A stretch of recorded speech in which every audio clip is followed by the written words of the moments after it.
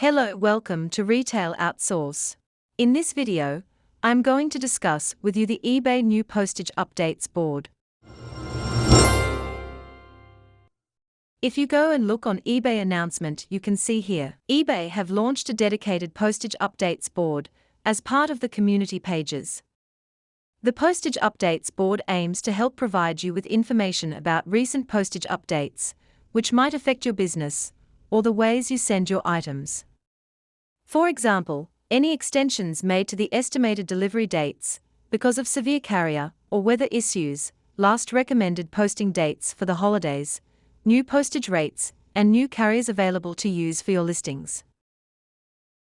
You'll find the postage updates board on the drop-down menu, under Seller News on the eBay community homepage, or you can navigate directly to it here. By subscribing to the board, you'll be notified every time a new update is posted. You can subscribe by clicking on the options menu on the top right of the postage updates board page.